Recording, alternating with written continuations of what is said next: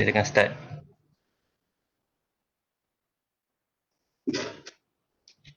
Sekejap. Okey Puan, dah boleh mula dah. Okay. Okey. Terus start je lah kan? Boleh. Okay. Assalamualaikum warahmatullahi wabarakatuh. Okay. Pada hari ini, sebelum kita bermula, saya perkenalkan diri dahululah. Saya Nur Syahira binti Zawawi, merupakan pegawai kewangan di Jabatan Bendahari dan juga merupakan ketua unit aset di Jabatan Bendahari lah. So, melihat kepada tajuk kita, siri kuliah kewangan ni, mungkin ramai yang berfikir, pengurusan aset ni tak berkaitan dengan aku. Sebab aku tak uruskan aset pun. Tak berkaitan langsung lah kiranya. Kiranya anda bukan merupakan seorang pegawai aset, bukan seorang pegawai penerima dan juga bukan seorang pegawai pemeriksa aset. Mungkin anda rasa tajuk ni perspektif dalam kepala tu, ini bukan bidang aku, so aku tak perlu ambil tahu.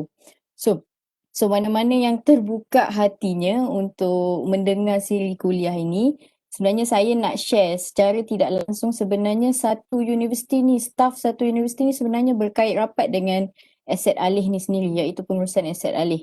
Tanpa kita sedar, kita sendiri menggunakan kemudahan ataupun aset di dalam universiti.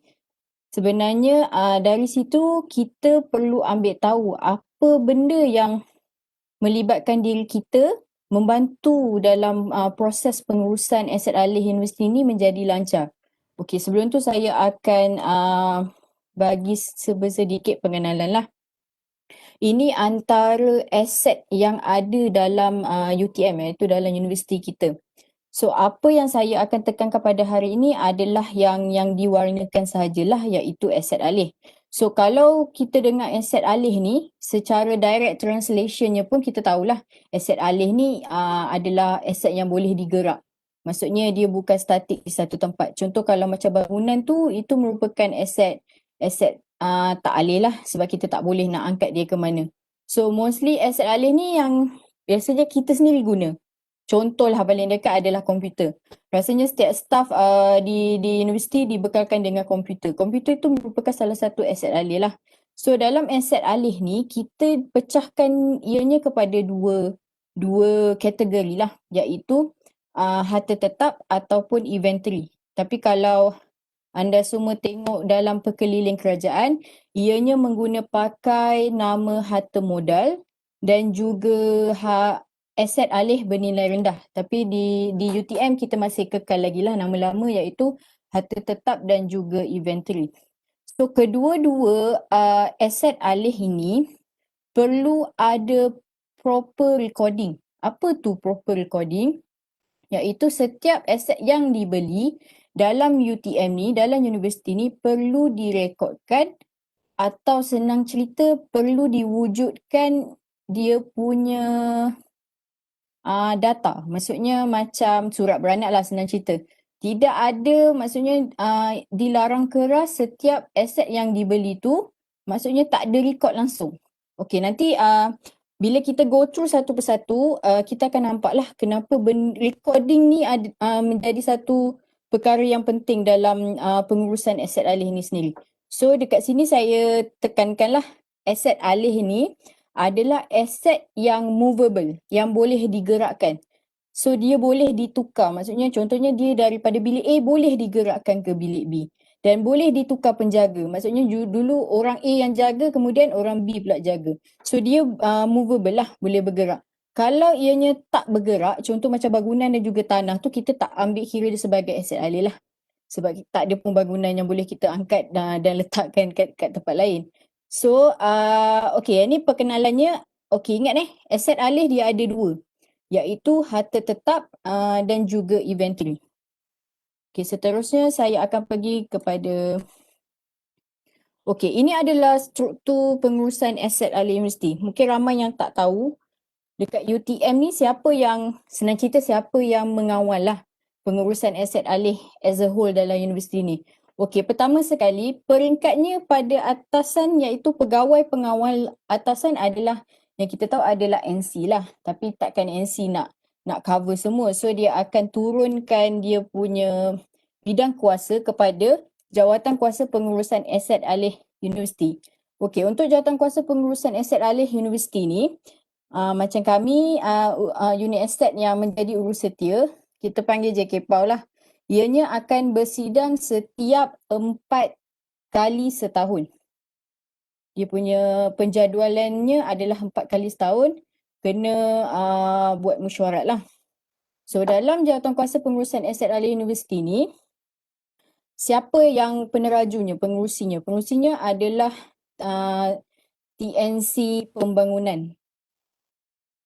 So setiap kali kalau ada perubahan pelantikan baru TNC Pembangunan, Timbalan Naib Chancellor Pembangunan, so dia akan secara automatiknya dilantik sebagai Jawatankuasa Pengurusan Aset Alih Universiti. So dalam mesyuarat ni apa yang kita bincangkan ataupun apa yang kita bentangkan berkaitan aset alih ni? Okey, kat sini saya dah listingkan, iaitu salah satunya adalah kedudukan semasa aset alih universiti lah. Yang ni kita nyatakan untuk contohnya mesyuarat pada tahun 2020. So sehingga misalnya kita buat mesyuarat pada April, so kita akan bentangkan pembelian aset pada tahun 2020 lah sehingga kalau April kita akan bentangkan hingga March lah.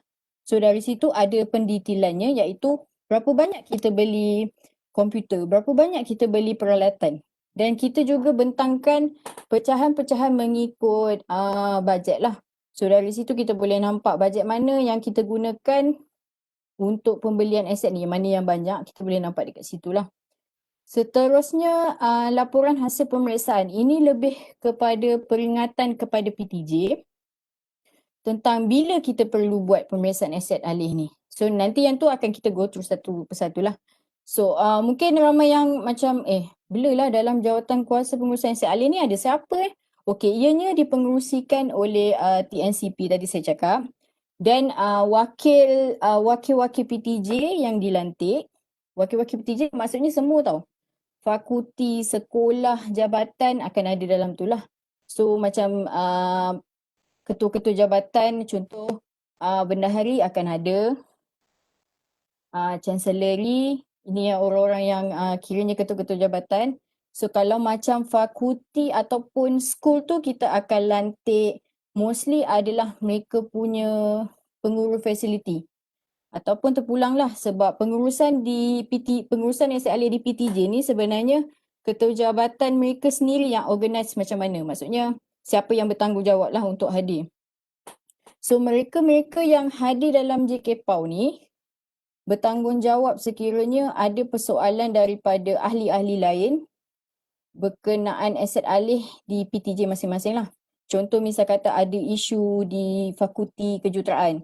Okey, wakil fakulti dia akan maklumkan apalah. Apa masalah yang terjadi dan macam mana mereka tangani macam itulah.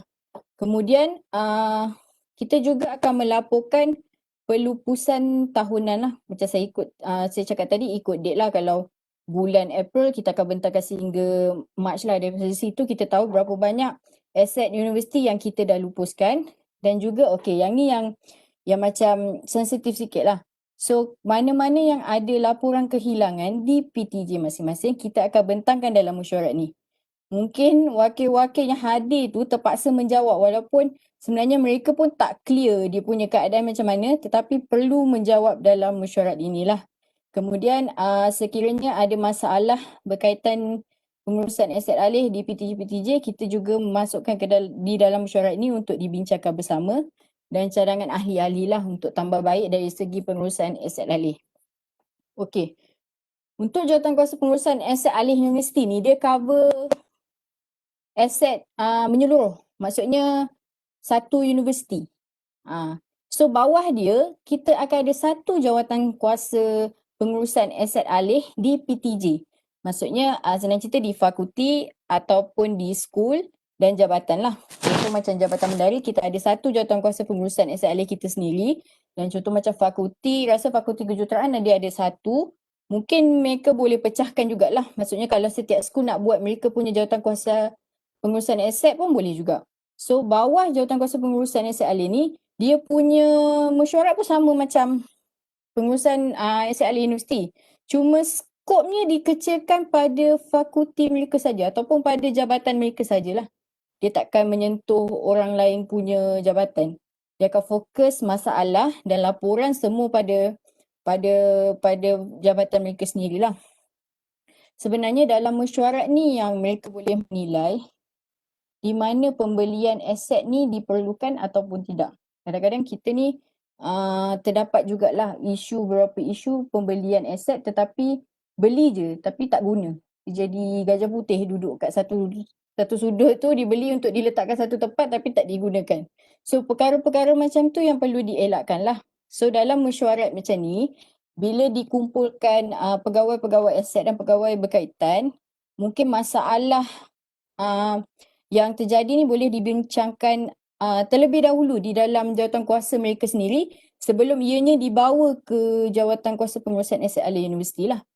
So siapa yang mempengerusikan jawatankuasa ni adalah dekan lah ataupun ketua jabatan. Melainkan ketua jabatan dia turunkan kuasa kepada yang bawah lagi. So person in charge tu akan menguruskannya lah. So dia punya laporan ataupun pelaporan dalam ni adalah sama dengan jawatankuasa pengurusan aset alih, cuma skopnya lebih kecil iaitu dalam lingkungan jabatan mereka sendiri sajalah. So bawah jawatankuasa ni adalah pegawai aset dan juga 2 pegawai iaitu pegawai penerima dan juga pegawai pemeriksa. 3 pegawai ini yang berkaitan dengan pengurusan aset hendaklah dilantik oleh ketua jabatan di PTJ masing-masing lah. Maksudnya jangan ada datang kepada bendahari cakap, oh tolong keluarkan surat lantikan kita nak lantik pegawai aset dengan pegawai penerima. Okey, yang ni tak Yang ni tanggungjawabnya fully bawah ketua jabatan. Ketua jabatan mesti melantik pegawai aset, pegawai penerima dan juga pegawai pemeriksa. 3 pegawai ni adalah orang penting dalam pengurusan aset ni. Kalau tak wujud 3 orang ni, rasanya pengurusan aset di suatu tempat tu akan jadi huru-hara lah senang cerita. So pegawai aset ni dia merangkumi semua. Maksudnya proses atau prosedur yang perlu dipatuhi dalam pengurusan aset alih ni, pegawai aset ni perlu tahu. So pegawai penerima dan pegawai pemeriksa ni hanya membantu untuk settle lah. Contoh pegawai penerima ni tugasnya adalah semasa menerima barang. Dan pegawai pemeriksa ni adalah pegawai yang ditugaskan untuk memeriksa aset secara tahunan. So senang cerita yang banyak kerjanya adalah pegawai aset lah. Bukan saya nak cakap jangan jadi pegawai aset. Tapi pegawai aset ni tanggungjawab dia sebenarnya besar. So kita akan go through one by one. Okey, ini saya terangkan secara detail lagi lah. Tugas dan tanggungjawab. Mungkin ada yang dilantik sebagai pegawai aset tapi dia tak aware pun. Sebenarnya, oh ni lah bidang tugas aku kena buat. Mungkin ada tau macam tu. So kat sini saya nak clear view. Misalnya ada anda-anda kat sini yang dilantik, yang bertuah dilantik sebagai pegawai aset. Anda kena tahu tugas anda dalam pengurusan aset alih ni. So yang pertama saya cakap tadilah pegawai pengawal adalah mereka yang mengetahui sesuatu jabatan. So apa yang dia perlu buat? Dia perlu mempengerusikan mesyuarat jawatankuasa pengurusan aset alih di bahagian masing-masing ataupun di jabatan masing-masing. Dan dia nampak macam saya cakap tadi, dia perlu melantik pegawai aset, pegawai penerima dan juga pegawai pemeriksa. 3 pegawai ni memang perlu wujud maksudnya di setiap jabatan masing-masing. Kemudian macam kami akan setiap tahun akan mengumpul laporan pemeriksaan tahunan. So yang ni kita memang akan minta lah. So pegawai pengawal kena memastikan setiap laporan yang diminta oleh Jabatan Bendahari disubmit mengikut tempoh ataupun tarikh yang telah ditetapkan lah. Okey, kemudiannya bawah pegawai pengawal ni adalah pegawai aset. Pegawai aset ni yang akan menjadi urus setia jawatankuasa pengurusan aset di fakulti masing-masing ataupun di PTJ masing-masing, dan dia juga merupakan ahli dalam JKPAU tadi, iaitu dalam jawatankuasa pengurusan aset alih universiti. Sebab tu saya cakap, so siapa yang maksudnya menjadi ahli dalam JKPAU ni, apa-apa yang terjadi dalam jabatan masing-masing, dia yang kena menjawab. So sebab tu saya cakap pegawai aset ni, tugas dia kena tahu semua flow dalam, maksudnya prosedur dalam pengurusan aset alih tu.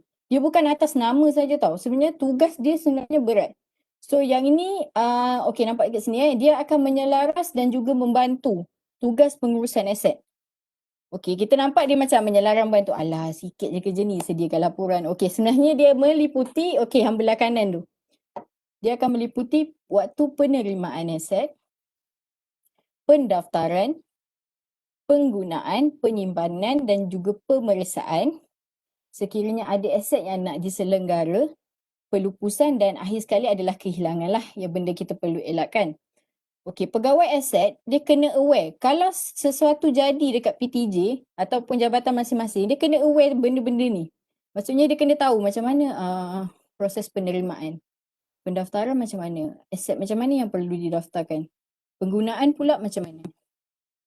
Dia kena aware sebab apa-apa pun penjaga aset dia akan bertanya kepada pegawai aset, bisa kata ada apa-apa isu yang arise, kiranya dia akan jadi ketua aset alih di jabatan masing-masing.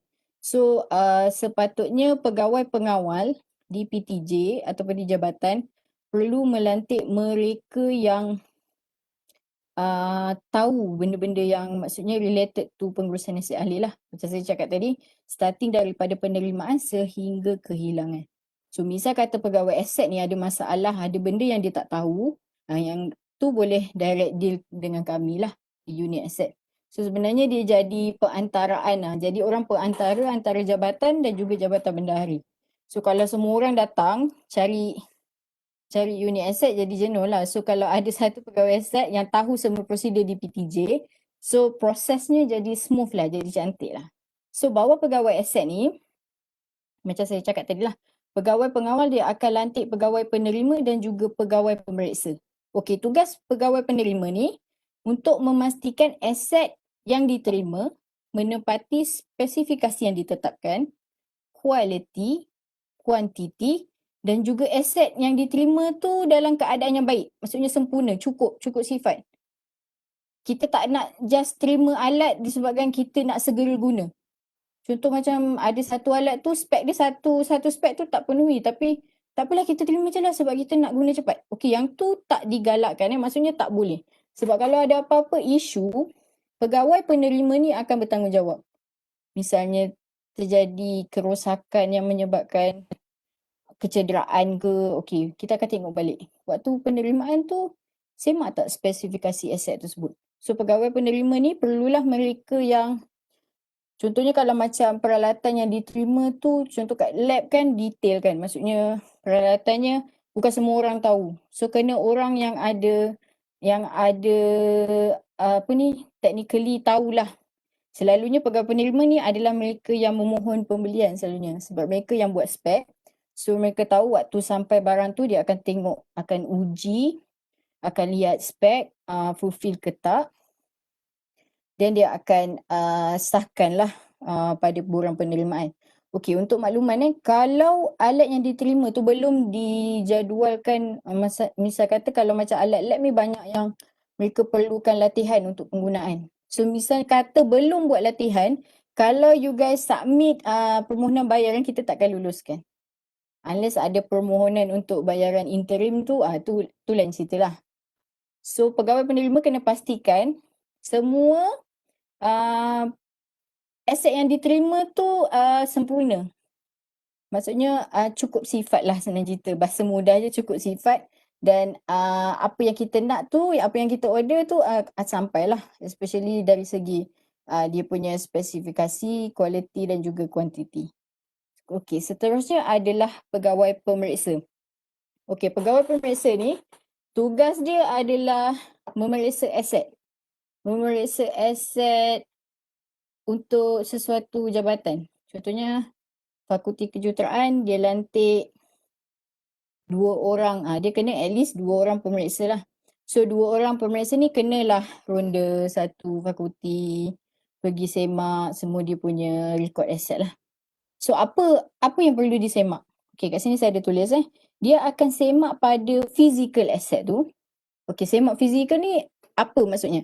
Semak physical ni dengan pergi tengok sendiri asset tu. Asset tu elok lagi ke, berfungsi ke tak, guna ke tak. Lepas tu lokasi dia tu. Physical ni maksudnya wujud lah, kena pastikan dia wujud. Jangan dalam record saja dia ada, tapi bila tengok kat tempat dia tu, oh tak ada. Okay, ini salah satu trigger, maksudnya yang benda yang kita nak tahulah waktu buat pemeriksaan tahunan. So kemudian record, kita akan tengok pada record. Macam saya cakap tadi lah, setiap aset di universiti perlu ada record. Senang cerita kita panggil surat beranak dia lah.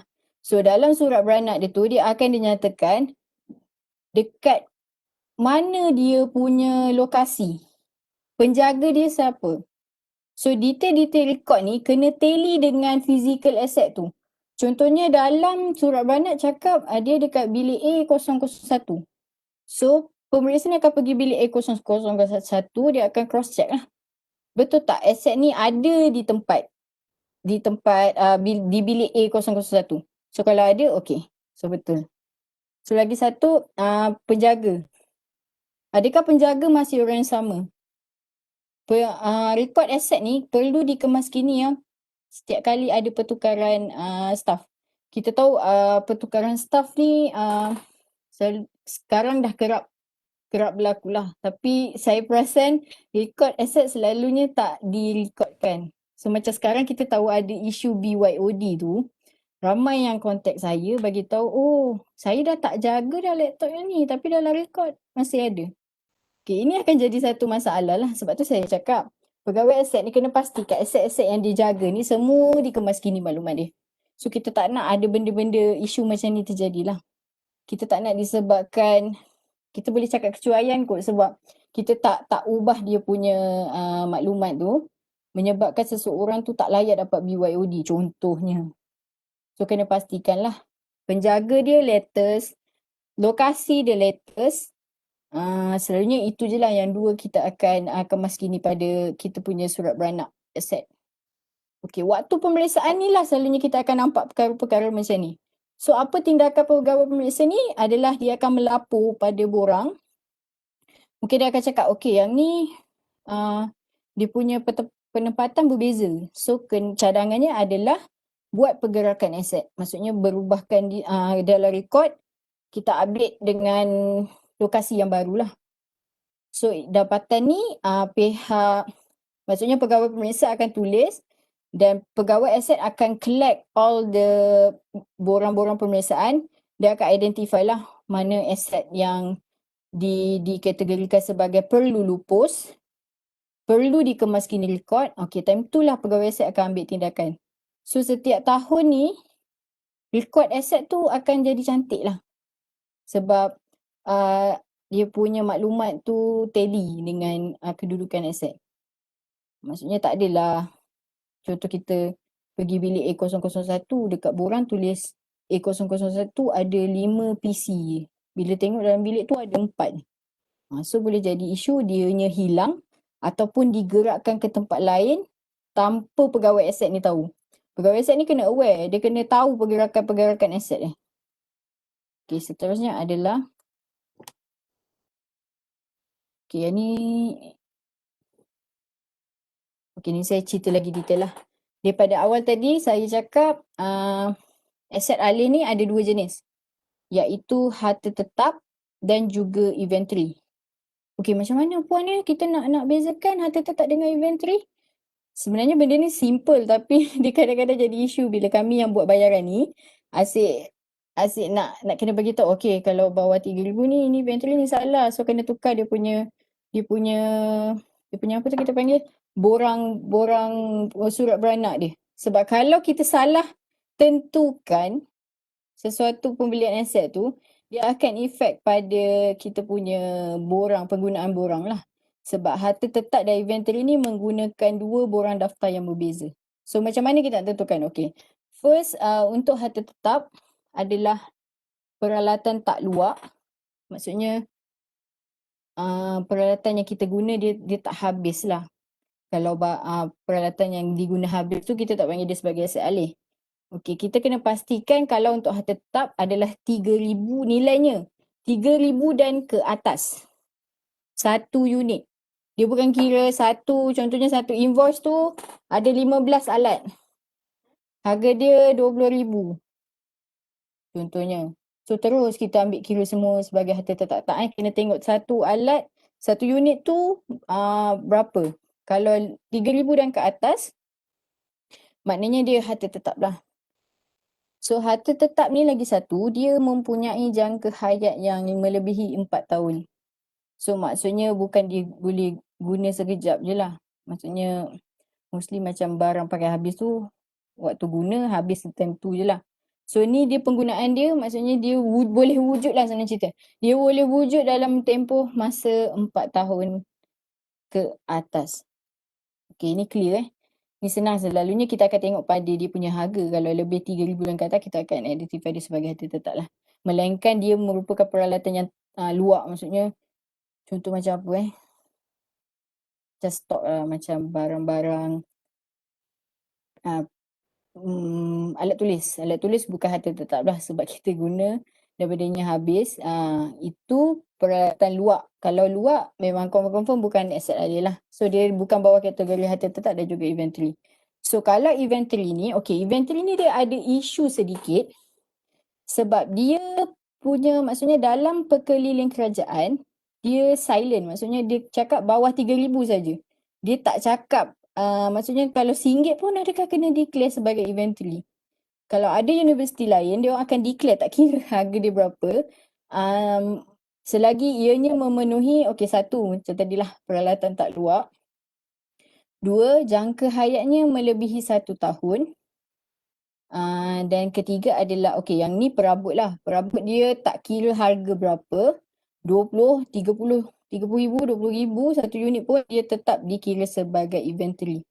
Bab perabot senang, jangan pening-pening. So siapa yang daftarkan perabot sebagai harta tetap ni, saya rasa dia ada masalah lah. Sebab rasanya kalau siapa yang mendengar siri kuliah ni, kalau siri kuliah ni siapa yang datang dengar, dia tahulah perabot. Lepas ni kalau tiba-tiba ada orang register perabot sebagai harta tetap, boleh tegur lah. Boleh cakap, perabot ni inventory ni. Macam tu. So inventory ni kalau usianya melebihi setahun, kita boleh recognize dia sebagai inventory. Senang cerita, kalau mana aset yang bawah 3,000 tapi dia ada warranty setahun, tu kira jangka hayat dia boleh lebih setahun lah. So boleh identify dia sebagai inventory. So kalau macam benda-benda kecil, contoh puan-puan saya beli pendrive lah, nak daftarkan sebagai ni tak, aset tak? Kalau pendrive tak payahlah. Sebab bendanya pun kecil. Sebab kena ingat once kita dah daftarkan dia sebagai harta tetap dengan inventory, kita akan periksa dia setiap tahun. So kalau anda daftarkan pendrive sebagai inventory, nanti setiap tahun kena pergi tengok inventory tu. Maksudnya pendrive tu betul tak dekat bilik A001 contohnya. So kalau benda-benda yang kecil macam tu, harga dia pun lebih kurang bawah 300 dan tempoh hayat dia, maksudnya kalau dalam setahun tu rosak, kita dah takkan repair. So maknanya itu kita tak recognize dia sebagai inventory lah. Tapi kalau rasa macam setengah PTJ ni, dia takut kalau kita tak recognize dia sebagai aset, bila hilang kita susah nak kenakan tindakan pada staff. So mungkin kalau ada PTJ yang kawalannya macam tu, kita benarkan lah. Sekejap kat sini ada soalan. Sekiranya aset tetap tu hilang, siapa yang perlu ganti? Staff atau PTJ? Yang ni kita akan masuk pada tajuk kehilangan lah. Kita akan cerita detail pada situ. Puan Siti Sadia. Boleh kita tunggu sampai tajuk tersebut lah. Dia memang akan merangkumi sampai hujung. Saya akan cerita sampai hujung. Sebab dia bab hilang ni dia sensitif. Orang takut aku ke yang kena ganti. Macam tu. Sebab tu saya daripada awal saya tekankan Rekod aset tu sebenarnya penting. Kenapa penting? Okey, nanti kita tengok waktu kehilangan, nanti saya akan cerita detail. Okey. Saya harap yang ni tak di-issue lagi lah. Kita tak nak lah PTJ waktu daftar tu pening-pening lagi. Atas dia 3,000 akan jadi harta tetap. So bawah 3,000 akan jadi inventory. So make sure dia adalah peralatan tak luar lah. So tak apa, kalau rasa macam tak tahu, boleh contact kami lah. Unit Asset, kita akan cuba clarify. Kita akan tengok satu-satu lah. Kita pun kadang-kadang tak tahu alat tu macam mana. Kita akan minta mereka hantar gambar ataupun cerita sedikit lah detail alat. Sebab kalau kat lab ni pun, saya sendiri pun tak tahu alatnya macam mana. Namanya canggih, rupanya tengok alatnya, alai. Tak sampai setahun pun penggunaannya. Okey. Kita teruskan dulu Okey. Ini adalah proses keseluruhan daripada penerimaan aset sampailah last kali kehilangan. Kehilangan ni sebenarnya yang kita tak nak lah. Okey, starting daripada penerimaan yang saya dah bibel tadi banyak. Okey, untuk penerimaan, apa yang penting? Pastinya tadi dah cerita sedikit kan. Apa yang penting waktu penerimaan ni adalah pegawai penerima main peranan yang penting pada prosedur ataupun proses penerimaan ni. Iaitu kena semak dia punya spesifikasi, quality dan juga quantity. 3 perkara ni kena patuhilah dan kena pastikan quantity ni lah. Quantity jangan order 3 dapat 2 pun reda je. Kita tak nak macam gitulah.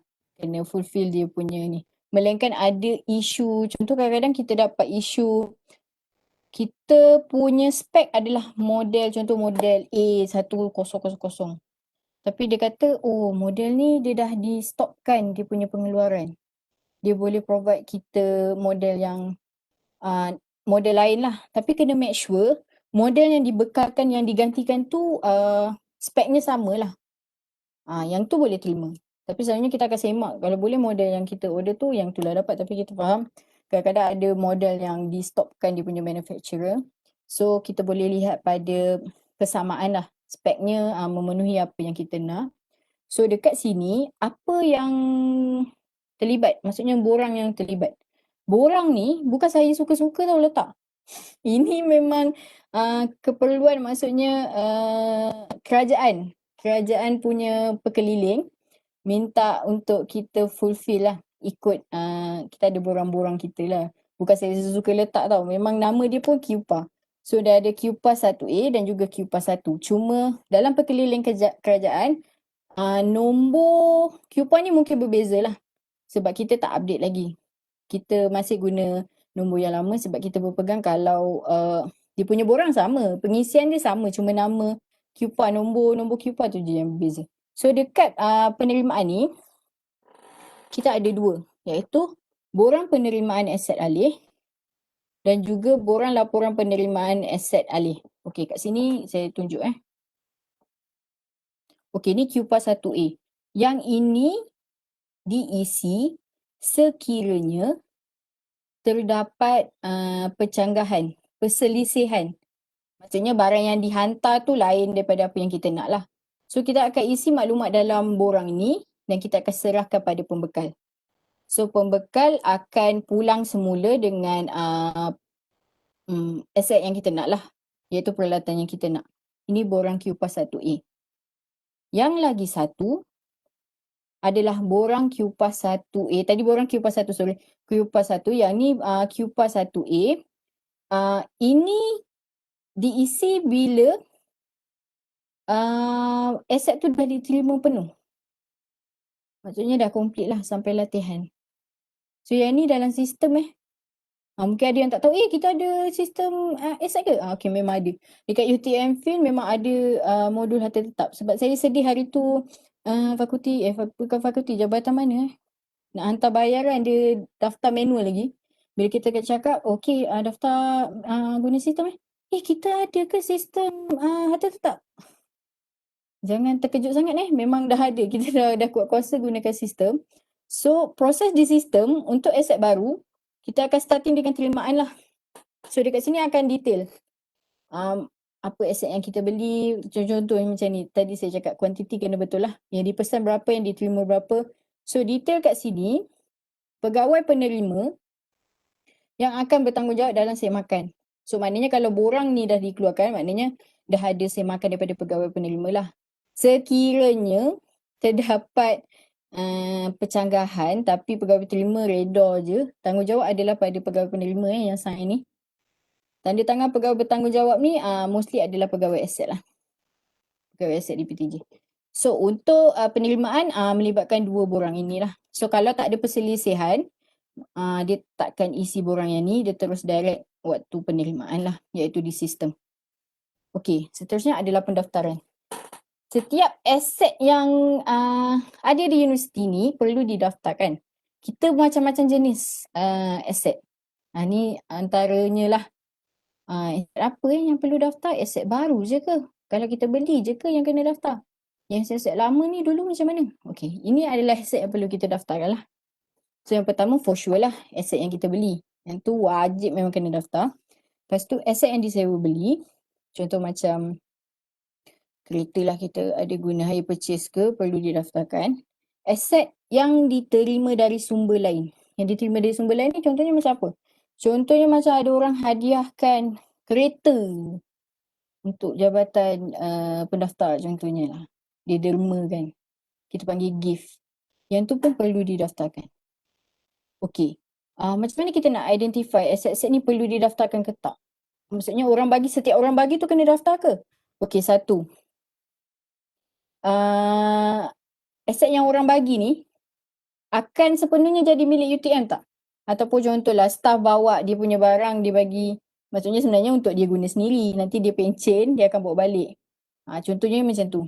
Soalan pertama yang saya selalunya akan tanya, memang akan jadi milik universiti selama-lamanya ke? Ataupun akan diambil kemudian? Kalau diambil, tak perlu daftarkan. Mungkin boleh buat label sendiri dekat situ, cakap aset ni persendirian, aset persendirian contohnya. Tapi kalau kalau dibeli sepenuhnya, maksudnya sampai dia berkecai jadi aset universiti, dia perlu didaftarkan lah sebagai aset universiti. Kita panggil tu aset hadiah selalunya. Okey, seterusnya aset yang belum berdaftar. Okey, ni aset yang lama-lama. Kalau semua nak tahu kan, kita ni banyak aset yang daripada tahun 80-an ada, 70-an pun ada. Sekarang macam kita ni macam saya buat pelupusan tu akan nampak lah aset punya tahun dibeli. Kadang-kadang tahun 80, waktu tu saya belum lahir lagi aset ni lama macam tu. So yang lama-lama ni kadang rekod dia tak ada tau. Waktu dulu dia tak daftarkan, maksudnya dia tak ada QPA. So kena wujudkan QPA-nya lah. Yang ni pegawai-pegawai aset sendiri dah aware. Kita ada maksudnya ada submodul khas dalam modul harta tetap untuk import masuk maklumat-maklumat aset lama ni. So kena ingat once aset tu menjadi milik UTM, perlu didaftarkan, perlu diwujudkan dia punya surat beranak. Okey, ini antara proses, dekat chat ada soalan. Okey, ni ada soalan daripada Puan Nuwati. Perabot tak kira berapa harga termasuk dalam inventory? Ya, perabot tak kira, harga berjuta pun dia memang inventory. Perabot tak kira lah beli sofa besar ke, tak kira besar kecil harga dia berapa pun, dia memang akan jadi inventory, takkan jadi harta tetap. So waktu daftar tu perlu pilih inventory lah. Pada saya perabot paling senang nak kategorikan dia sebagai apa lah. Okey, seterusnya daripada Encik Muhammad Hanafi. Mohon definition harta tetap dan inventory dihebahkan kepada semua pegawai kewangan bayaran di UTM. Dari RMC sebab banyak yang mendefinisikan sendiri, especially yang inventory. Okey, dia yang inventory ni, dia memang akan jadi isu sedikit lah. Dia sebenarnya lebih kepada PTJ sendiri tu nak kawal macam mana. Sebab setengah PTJ ni benda-benda sekecil-kecilnya pun dia nak kawal. Maksudnya dia nak benda ni terpelihara. So bila dia rasa benda tu perlu, so dia daftarkan sebagai inventory. Dia sebenarnya tak kisah, boleh je. Cuma dia akan, macam mana? Pemeriksaan tahunan akan melibatkanlah perkara-perkara ni. So senang cerita macam saya cakap tadi lah. Kalau aset tu ada warranty setahun, senang cerita kalau ada warranty setahun memang confirm dia akan inventory. So harga ni kadang sebab dalam perkeliling kerajaan dia tak ada spesifik harga. Mungkinlah kita boleh bincang, mungkin saya boleh bincangkan ataupun keluarkan satu perkeliling khas ke untuk tetapkan sehingga berapa nilai dia. Mungkin nantilah kita akan cuba usahakan. Tapi kalau rasa macam tak boleh nak berfikir sangat, bolehlah contact kami, kita akan bincang sama-sama lah. Sebab inventory ni lagi satu dia kalau nilai ni rendah sangat, saya tak cadangkan untuk kita recognize dia sebagai inventory. Tapi bila saya cakap macam tu, ada PTJ yang macam, oh kalau hilang nanti puan macam mana? Kita orang nak kawal, takut dia dicuri. So macam tu terpulang lah. Macam tu. Saya selalu bagi pandangan yang macam gitulah. Selalunya harga 300 ke atas, saya akan sarankan untuk inventory. Bawah tu kita akan tengoklah alatnya macam mana. Okay, ni Encik Anafi ni Lokatik Okay, kita teruskan Untuk proses pendaftaran, kita akan starting dengan terimaan aset bersama dokumen.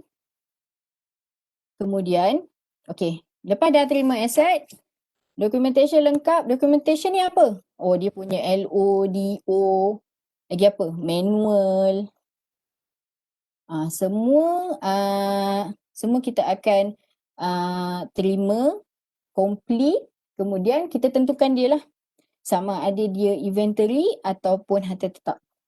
Kita kena tengok tadi dia punya spek dia punya kriteria tadi. Okey, ada soalan lagi. Puan, adakah lekapan kipas ceiling dan juga kipas dinding diklasifikasikan sebagai inventory? Ya, kalau dia tak datang sekali dengan bangunan. Contohnya kadang-kadang baru buat bangunan, dia datang sekali satu set semua, yang tu kita tak kira lah. Tapi kalau dia dipasang kemudian, maksudnya yang lama tu, yang datang sekali dengan bangunan yang dulu-dulu tu, dah rosak, kita ganti, ya kena daftarkan sebagai inventory. Harap clear ya, Encik Iwan. Okey, lepas kita dah tentukan kumpulan aset, kita sediakan daftarnya lah. Sebab tu tadi saya kata penting untuk tentukan. Bila kita dah tentukan, so harta tetap dia akan guna pakai QPA 2. Untuk inventory dia akan guna pakai QPA 3. Okey, jangan risau dekat sistem nanti kita akan pilih lah sama ada dia harta tetap atau inventory. So nanti dia akan direct link, dia akan keluar QPA 2 ataupun QPA 3. So kalau kita salah pilih, dia akan lain lah. Dia akan menyebabkan jadi satu kesalahan lah. Contohnya dekat sini kita confident dia inventory, kita dah pilih inventory.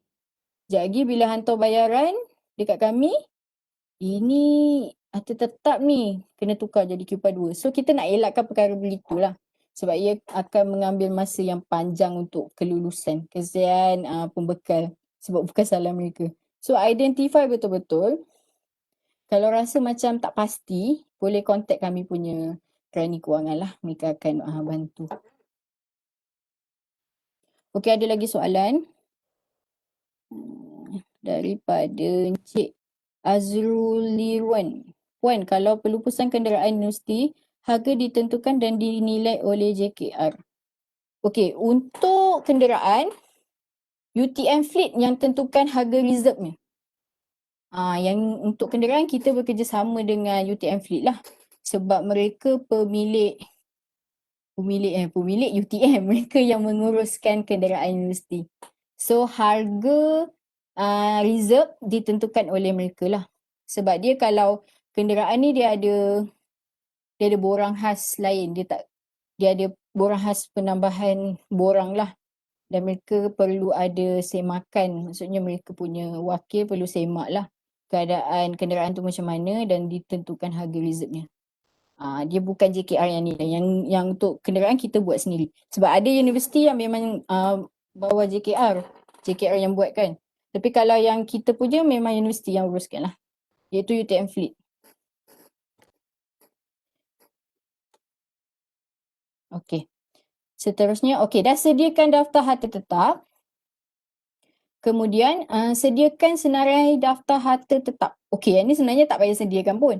Sistem sekarang dia dah tarik. Dia dah, once you dah daftar harta, QPA 2 dah wujud, dah disemak oleh staf kami, dah disahkan, dia akan automatik masuk dekat senarai daftar tu. So, kenapa ada perkataan sedia lagi ni Puan? Okey, kenapa ada kita nak minta PTJ iaitu pegawai aset semak. Kadang-kadang sistem ni dia ada dia punya kekurangan. Kita takut senarai tu tak diupdate. So, kalau tak keluar, boleh maklum kepada kami, kita akan direct kepada teknikal lah untuk tengok apa masalah dia. Kalau sistem ni macam tu lah, kita pun kena semak juga. Tapi mostly memang akan cantik lah keluar pada senarai. So, kalau misal kata perlu untuk tengok senarai yang PTJ atau jabatan ada, boleh keluarkan generate jana laporan ni lah senarai daftar harta tetap. Untuk daftar harta tetap adalah QPA 4 dan juga kalau inventory QPA 5 lah. Kemudian, okey, dah lepas sediakan daftar harta tetap, apa pula kena buat? Okey, ini perkara penting lah. Kita perlu label aset kita. Okey, disebabkan kita ada dua iaitu harta tetap dan juga inventory. Untuk inventory, kita benarkan PTJ label sendiri. Contohnya macam beli komputer bawah 3,000 harga 2,000 lebih. Okey, label sendiri, letak nombor barcode sendiri. Okey, nombor barcode inventory setiap PTJ sepatutnya ada stok Kalau tak ada boleh minta pada kami, kita akan bagi. Tapi untuk harta tetap, kita minta staff kami yang akan pergilah.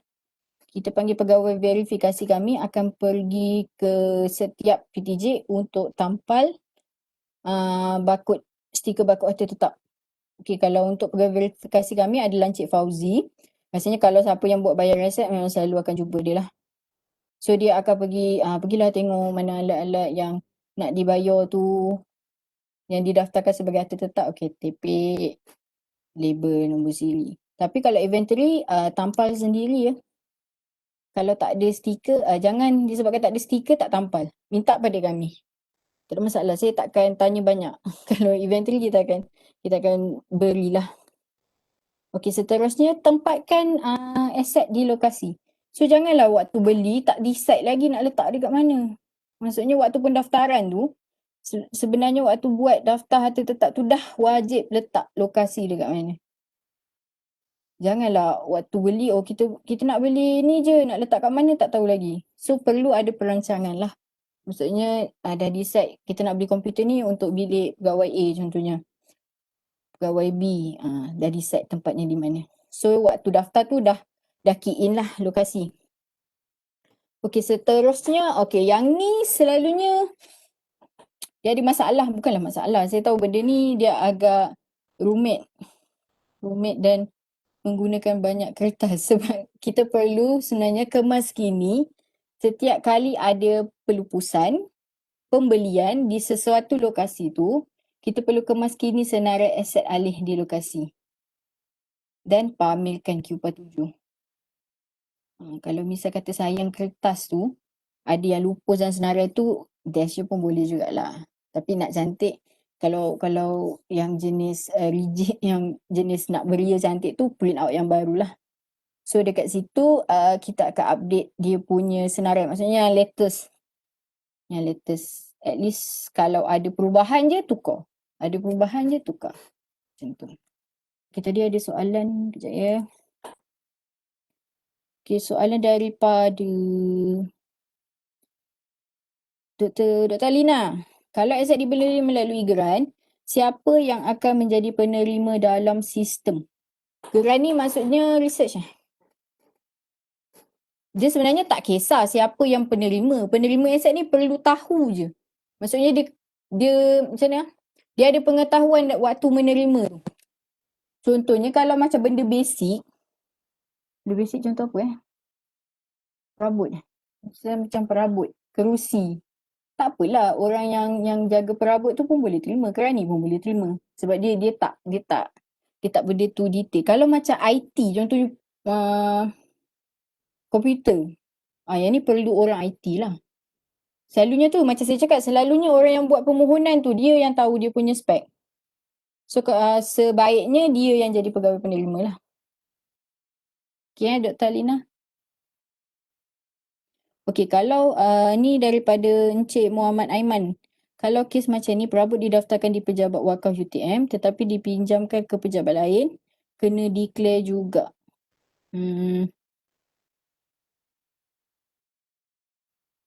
Kena declare lah. Dipinjamkan tu berapa lama lama? Susah dia kalau ni tak boleh nak tanya balik. Kalau dipinjamkan ada tempoh, maksudnya kemudian akan dipulangkan semula kepada wakaf. So daftar tu kita ubah dia punya lokasi je lah. Lokasi dah penjaga. Kalau misal kata bagi terus, maksudnya wakaf tolong belikan, lepas tu serah kepada pejabat lain tu yang akan daftarkan. Macam tu. Tapi kalau dipinjamkan kena declare lah. Aset tu aset universiti kan kalau pejabat wakaf. Kalau macam saya cakap tadi lah, kalau milik UTM memang kena daftarkan. Walaupun contohnya yang beli, selalu perabot ni kadang-kadang yang beli JHB. Tapi kita bagi pada fakulti. Kalau dipinjamkan akan diambil semula, better JHB yang akan uruskan lah pendaftarannya. Cuma dia punya, apa tu nama dia? Lokasinya perlu tempat yang sepatutnya lah. Tapi kalau diserahkan terus, biar PTJ tu sendiri yang daftar. Okay je Cik Aiman. Kau tak puas hati dengan jawapan boleh tanya balik. Okey, seterusnya adalah Elisha Adam. Puan, macam mana kalau nak import aset tapi detail kita tak tahu sebab surat beranak tak ada. Lagi satu, bila kita dah daftar nak tengok list yang bendahari masukkan dalam sistem, ada item yang kita tak boleh access tu macam mana? Okey. Ini selalu memang jadi. Masalah sistem. Saya terpaksa settlekan case by case. Untuk import aset tu, kalau tak tahu detail, harga dia tu anggaran saja. Buat anggaran harga. Macam aset-aset makmal ni kalau tanya saya pun tak tahu alatnya apa. Minta untuk buat survey harga, letakkan harga yang relevan dengan survey yang dah buat. Lagi apa maklumat. Saya tahu banyak dalam import aset tu, dia banyak tau ruang-ruang yang wajib diisi. So yang penting sebenarnya harga. Lagi satu pembekal misal kata tak tahu, boleh letak unit kami lah. Nama unit lama kami iaitu unit rekod harta. Lagi apa maklumat penting? Nombor PT tak ada. Tak apa tu letak je kosong.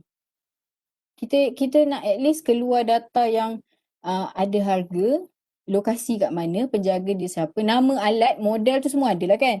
Boleh tengok dekat alat tersebut. Lagi satu apa Elisa, kita nak tengok list tapi tak boleh access. Okey, dia ada isu pada setting lokasi. Dia macam ni, setiap aset ni dekat lokasi, setiap lokasi tu dia ada setting lain pula. Dia setting by charge line. Contoh dia bajet A, okey bajet A je yang nampak. Padahal dalam bilik tu, dalam lokasi tu macam-macam bajet alat kita beli. So kalau jadi macam ni Elisa, minta email pada saya je nombor barcode berkaitan. Nanti kita akan ubah setting dia untuk pastikan Elisa nampak lah. Sebab selalunya kalau saya buat memang tak ada masalah. Memang selalunya akan boleh nampak. Kalau tak boleh nampak tu, kita memohon bantuan teknikal lah untuk bantu kami. Okey, lagi satu daripada Siti Nobaya. Puan Syairah, boleh ke semasa audit aset alih, PTJ nak mohon seorang pegawai daripada Jabatan Bendahari mengiring untuk lead audit tersebut? Mengiring tu maksudnya boleh je kalau nak request. Tapi itulah kita takut kekangan masa. Sebab staff kita pun tak ramai. Macam Cik Fauzi tu pun kadang-kadang dia pergi verify aset. Mungkin boleh kita PM tepi lah. Kalau misal kata pegawai aset kita, maksudnya pegawai kita available, mungkin boleh bantu untuk kita pergi tengok mengiring bersamalah. Itu salah satu cadangan yang baik sebenarnya. Okey, Puan Siti Nobaya, nanti PM tepi saya. Okey, seterusnya Puan Nurul Aisyah.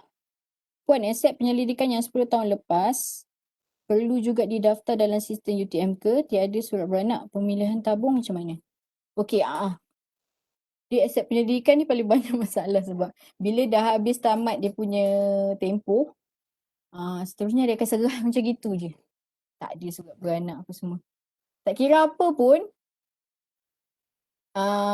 ianya menjadi aset universiti, masih nak digunakan, kena daftar. Misal kata dah tak nak guna, kita mohon lupus je. Maksudnya dah tak boleh guna kan. Tapi kalau masih boleh diguna pakai, kita daftar lah.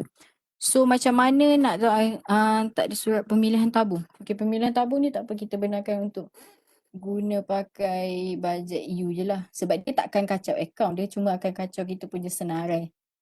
Tapi pada saya, as long as dia ada dalam senarai, kira dah cantik lah sebab kita akan keluarkan senarai secara as a whole.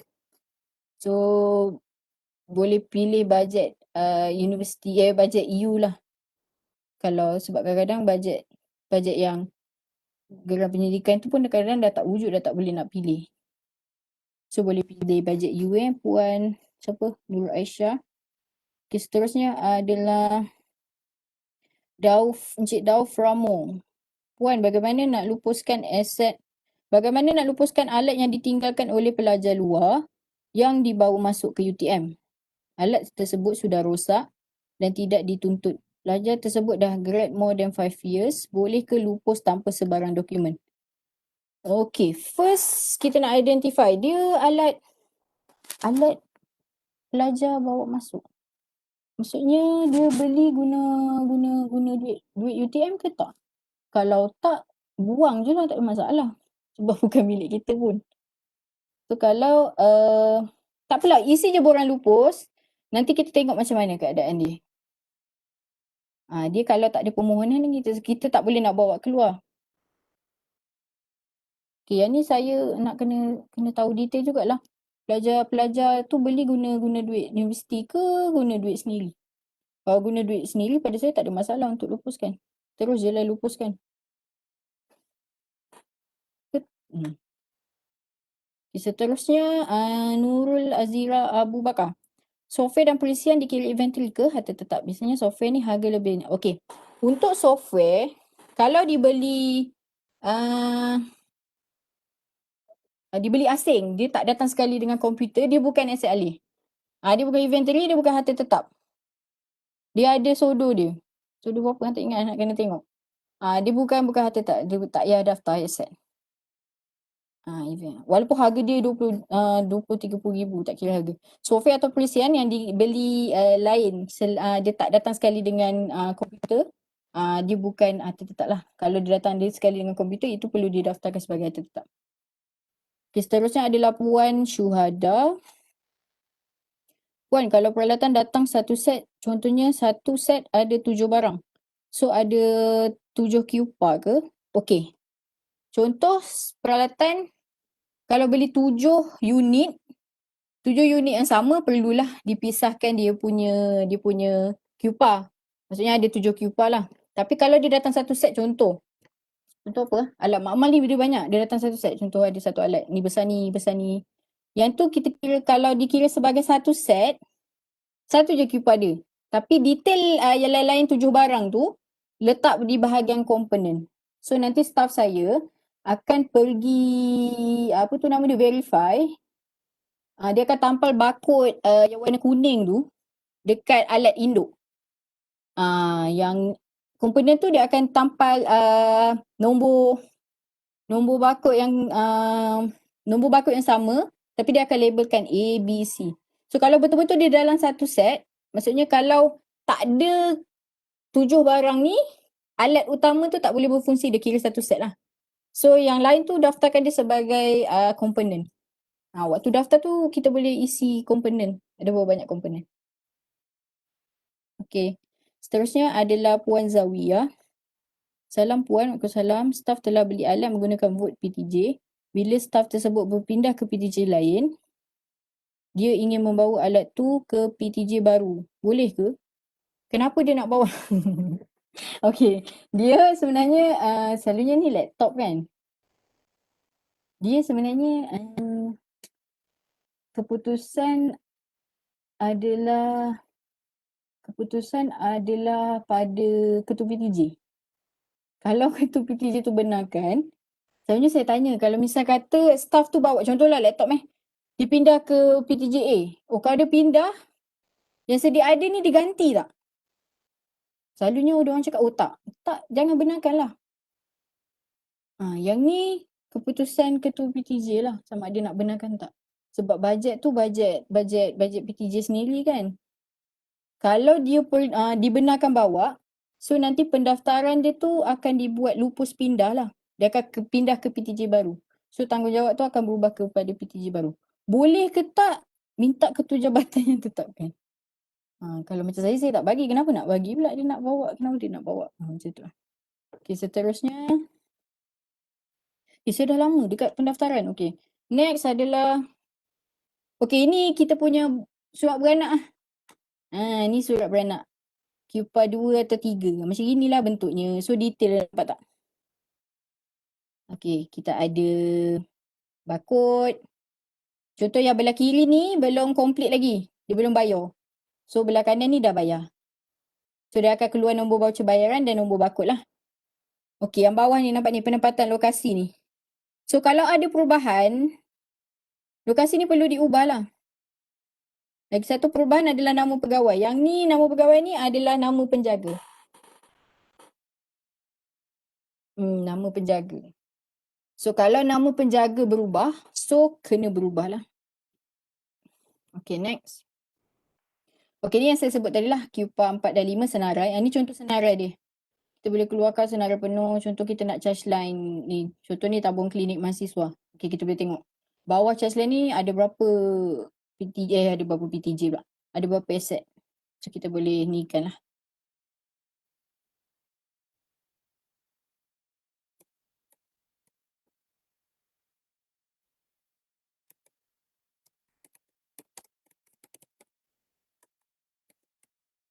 Okay, seterusnya. Okay, ini QPA 7 lah yang saya sebut tadi. Kena tampal dekat setiap bilik. Dalam bilik tu contoh dekat ni kat mana ni?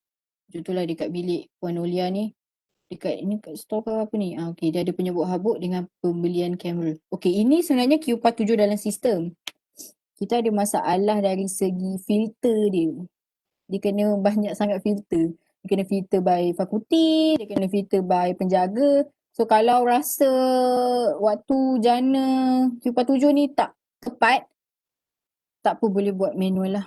Yang penting detail dia sama macam ni. So boleh listkan lah dalam bilik tu ada berapa PC, ada berapa meja. Dia merangkumi semua semua dalam bilik. Yang merupakan inventory dan juga harta tetap. Okay, ini kita punya label. Okay, kita punya label. Labelnya, okay, yang kuning atas ni label baru lah. Yang kita guna pakai sekarang. Yang bawah ni, yang kelabu-kelabu ni, nombor barcode dia UTM, starting dengan UTM. Kita benarkan lagi guna as long as nombornya yang nampak. Dan yang merah ni adalah label yang kita gunakan. Setengah fakulti, dia suka lupus dan nak simpan. Maksudnya dia nak simpan untuk student tengok. Buat untuk PMP lah. So minta untuk fakulti atau school tu buat label sendiri, tampal lah. So that waktu misal kata audit negara datang, dia tengok ada label, oh okay, ni bukan, maksudnya dah lupus lah. Dia bukan aset, maksudnya kita dah tetapkan dia sebagai bahan pameran. Tapi kena ingat once dah tetapkan bahan pameran, PMP, tak boleh digunakan. Dia sebenarnya dah dilupuskan tapi dibenarkan untuk diletak di sesuatu tempat untuk bahan pameran. Dia pun dah tak ada QPA. QPA dia dah tak ada. Dia sebenarnya barang lupus. Okay, ada soalan. Panjangnya soalan. Kejap Okay, Is Adi. Assalamualaikum warahmatullahi wabarakatuh. Nak tanya. Sekarang ni JHB bahagian seni bina sediakan QPA 3 manual. Kemudian akan dijana atau dicetak secara sistem oleh bahagian kewangan JHB. Dan perlu mendapatkan semula tanda tangan pegawai-pegawai berkenaan. Perlu ke QPA 3 disediakan secara manual? Sepatutnya taklah dia jadi dua kerja. Kenapa tak daftar terus dalam sistem? Sebab sistem kita dah, untuk pendaftaran ni dia tak ada masalah. Dia cantik je. Dia akan start daripada penerimaan dan dia akan bawa ke pendaftaran. Kalau macam Q3 lagi senang. Dah ada barcode, enter je. Lepas tu dah boleh print dah Q3 yang dah fulfill, dah siap. Kalau macam daftar harta tetap yang macam akan sampai ke unit kami dulu untuk kita semak dan letak nombor barcode, baru boleh PTJ print out lah. Kalau macam Q3 pada saya tak ada masalah. Minta untuk JHB lah, boleh tukar kot dia punya kaedahnya. Boleh direct terus buat di sistem. Okey, seterusnya adalah Norlia Liana. Puan, macam mana je kalau tahun 2013 aset harta tetap didaftarkan dalam satu barcode, di mana satu barcode ni merangkumi satu mesin yang mempunyai PC printer UPS. Okey, ini saya tahu siapa. Ini ini rasa Syafiqah PPMU dah tanya saya ni.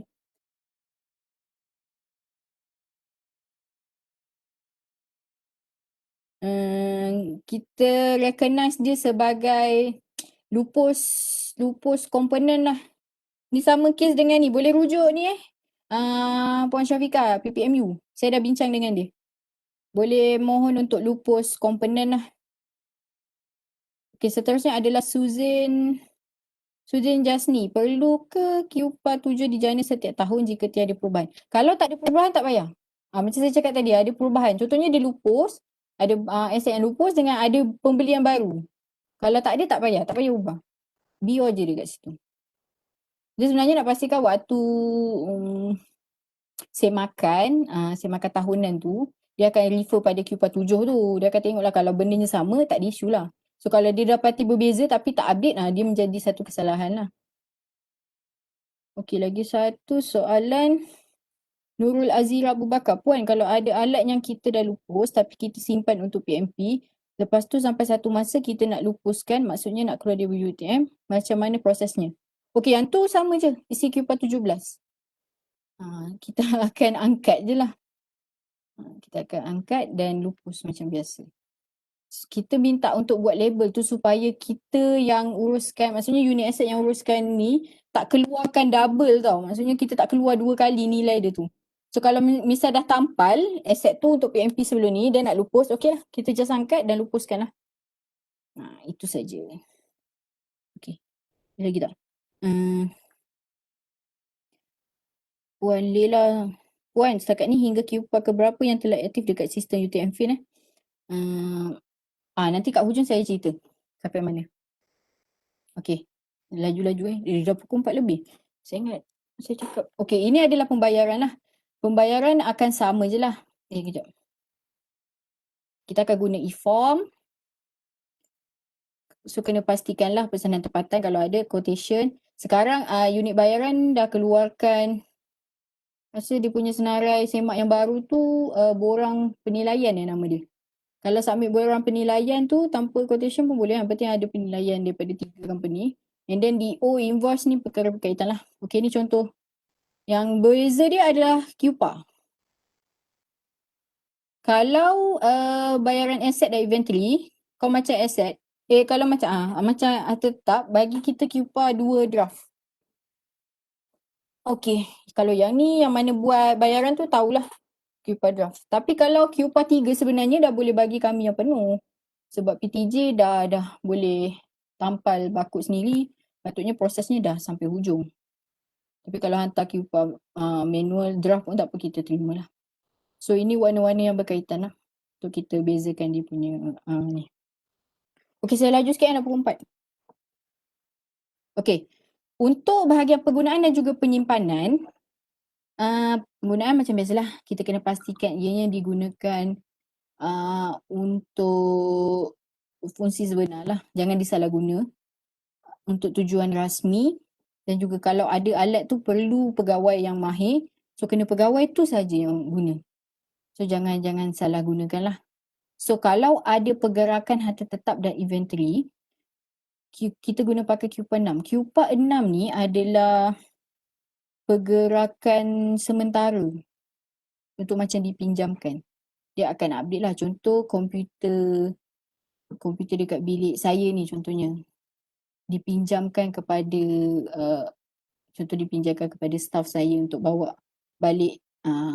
So pergerakan sementara tu perlu diupdate dalam Q46 lah. And then borang penyerahan pinjaman ni adalah borang pinjaman. So dekat sini mana-mana aset yang dipinjamkan untuk dibawa pulang ataupun dipinjamkan ke PTJ lain, tak kira lah, yang penting dia punya main point dia adalah dipinjam. Perlu isi Q-PAS 9A. So kalau nanti kita boleh cerita next ni. Kenapa penting benda ni.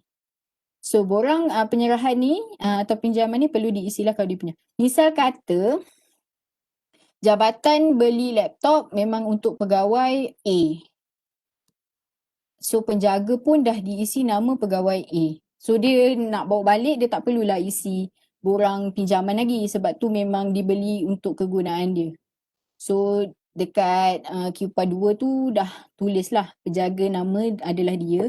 So tanggungjawab adalah dia lah. Macam tu. Kalau pinjaman sementara ni, contohnya dekat Q-PAS 2 nama penjaga adalah orang yang jaga barang IT tu. Tiba-tiba orang lain nak guna, so dia nak pinjam. So tu kena isi borang Q-PAS 9 lah. So borang Q-PAS 9 ni satu alat, satu borang lah. Tapi Q-PAS 6 ni dia macam summary. Contoh macam PC saya ni dah 4-5 orang pinjam. So dekat Q-PAS 6 ni nampaklah ada 6 orang pinjam. Dia macam tu. So Q-PAS 6 ni dah boleh guna dalam sistem. Q-PAS 9 pun sama. Cuma Q-PAS 9A ni dia ada masalah. Kadang-kadang PTJ ni student nak pinjam segera. Sebab dia dalam sistem ada proses daftar mohon dengan sah. Kadang-kadang officer tak ada nak sah. So dia tak boleh nak cetak borang ni. So tak apa, kita benarkan kalau nak guna manual, borang sendiri pun ada, boleh gunalah. Yang penting format dia sama. Sebab dekat situ dia ada macam perjanjian tau. Kalau apa-apa jadi pada alat yang dipinjam, tanggungjawab akan jatuh pada PTJ pula. Pada yang meminjam. Okey, untuk borang aduan kerosakan pada Q-PAS 9. Okey, next, penyimpanan. Okey, penyimpanan ni kena make sure ianya disimpan di tempat yang selamat. Ni logik lah. Kalau misal kata aset tu kita recognize dia sebagai aset yang hot. Maksudnya kalau kita letak kat tepi sekejap dia hilang. So kena make sure dia disimpan dalam betul-betul tempat yang selamat. Kalau misal kata kita dapati ianya diletak bersepah-sepah, tiba-tiba hilang dan kita tahu ianya hot item, maksudnya orang kalau tengok mesti nak curi. Macam tu, itu boleh dikira sebagai cuai. Kalau dianggap cuai, okey, nanti kita cerita waktu kehilangan. Okey, next ni ni pemeriksaan yang saya cakap tadi. Setiap tahun perlu adakan pemeriksaan tahunan aset sekurang-kurangnya sekali. Dan sekurang-kurangnya itulah yang dilakukan oleh PTJ, iaitu memang sekali je lah mereka akan buat. Dia akan semak fizikal, rekod dan juga penempatan. 3 benda yang saya sebut tadi lah. Pergi tengok alat tu, wujud ke tak, dia punya condition baik ke tak, perlu selenggara ke, perlu lupus ke, time tu boleh kena pastilah.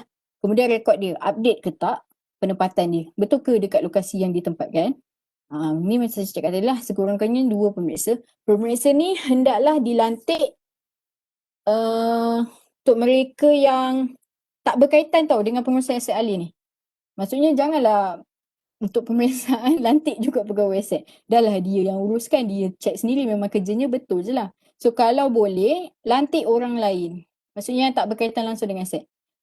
Kadang-kadang saya tengok perempuan dekat saya punya jabatan ada 2-3 orang ya. Kalau itu special case lah, tak apalah. Contoh macam 2020 TNCPI dia buat cross section dia panggil. COE diorang lain. Maksudnya contoh COE A dia akan audit, dia akan buat pemeriksaan dekat COE B. Kalau macam tu pun cantik lah. Untuk macam unit ni nak audit unit ni punya. Macam tu. Boleh lah. Macam tu cantik lah macam tu. Memang akan dapat dapatan yang banyak lah. Sebab dia kalau kita buat kerja, kita check sendiri betul je semua. So kita nak mengelakkan perkara macam tu. So pemeriksa ni kena dilantik orang lain lah. Bukannya mereka yang uruskan aset. So pemeriksaan ni merangkumi apa? Okey. Dia akan merangkumi aset baru. Contohnya aset tahun semasa dibeli. dengan aset sedia ada. Aset sedia ada ni aset daripada dulu tau. Zaman jahiliah yang dah beli dulu-dulu dah ada dalam rekod tu, tu pun kena semak. Dia bukan semak untuk tahun tu saja. Dia kena merangkumi semua. Saya faham prosesnya memang akan makan masa yang lama. So sebab tu pegawai aset kena buat aturan yang betul lah. Maksudnya starting dia bukan dah hujung tahun dah nak submit tu baru nak buat. Kadang-kadang susah nak cover semua. So dia kena start daripada awal lah. So QPA yang akan diguna pakai adalah laporan pemeriksaan harta tetap iaitu QPA 10, QPA 11 dan juga QPA 12. QPA 12 ni akan disahkan atau ditandatangan oleh ketua jabatan. Okey, saya nak cakap QPA ni bukan saja-saja minta sebab kita diminta untuk hantar kepada KPT untuk pelaporan aset tahunan lah. Bukan saja kita nak mendera jabatan, memang keperluan kementerian lah. Okay, ada soalan lagi tak? Okay, Puan Elisha. Puan dalam rekod dah ada barcode tapi bila kita check time audit stiker tu tak ada, macam mana Stiker inventory hilang dan tidak ditampal. Tak, dia tu maksudnya dia tak tampal ke apa? Kalau dia tak tampal tu menjadi satu kesalahan lah. Boleh dapat jadikan dapatan ataupun misalnya dia terhilangkan ataupun tak tahu dia dah ambil stiker tapi tak tahu letak mana, tak apa, datang jumpa kami, kita bagi stiker yang baru. Dan dalam sistem kena update nombor baru lah. Saya faham stiker ni kecil, kadang-kadang tercecil-cecil tapi make sure lah kalau dah ditampal tu rasanya lekatnya bagus je. Barcode kalau yang dah pudar-pudar lama tu pun boleh minta kami lah, kita gantikan yang baru. Okey, lagi. Okey, ni contoh dia lah. QPA 2 tadi. Macam ni saya cakap. Dia pergi semak tu, dia tengok nombor siri, nama alat, tengok lokasi. Mengikut rekod ke, yang sebenar dia sama ke tak, lengkap ke tak, kemas kini. So kat sini dapatan dia boleh kita tengok lah. Dia pegawai aset boleh kemas kini. Sebab tu pentingnya pemeriksaan aset tahunan tu. Ini QPA 11 untuk inventory. Okey, ini QPA 12 yang ditandatangan oleh ketua jabatan lah. Yang ni kita akan submit pada kementerian. Menandakan universiti dah komplit semakan aset secara tahunan. Okey, ni untuk penyelenggaraan. Okey, untuk penyelenggaraan apa yang perlu dibuat? Kita perlu ada buku panduan lah. Alah, ini rasanya kalau mereka yang memang arif tentang alat tu, dia boleh buat penyelenggaraan lah. Ini kena menyediakan, merancang, melaksana dan merekodkan penyelenggaraan. Kalau kita selenggara kena rekod Kita akan guna pakai QPA 14 dan juga QPA 13 ni kita tak pernah minta lah. QPA 13 ni lebih kepada pegawai aset nak identify mana aset mereka yang perlu ada penjadualan. So jenis-jenis penyelenggaraan ada dua, iaitu preventif dengan korektif. Okey, untuk starting tahun lepas, bulan 9, kita dah tetapkan kalau nak buat penyelenggaraan aset kena submit pada kami QPA 2 dan 3 dalam sistem. Maksudnya, aset-aset lama yang nak kemas kini, yang nak kemas kini pula, yang nak selenggara tu, kena bagi kita QPA 2 dan 3. QPA 2 yang dalam sistem lah. Kalau tak ada, maksudnya anda belum lagi import masuk. Itu dah kira salah. Kita perlu import masuk semua aset. So maknanya kalau nak selenggara, nak bayar penyelenggaraan, tak ada QPA 2, kita tak bayar. So kena import masuk dahulu. So kita akan minta QPA 14 dan juga QPA 2 lah. So saya dah minta unit bayaran. Make sure yang PTJ submit QPA 2 dalam sistem. Baru kita bayar. Kalau tak, kita tak bayar. Sepatutnya dia tak ada masalah.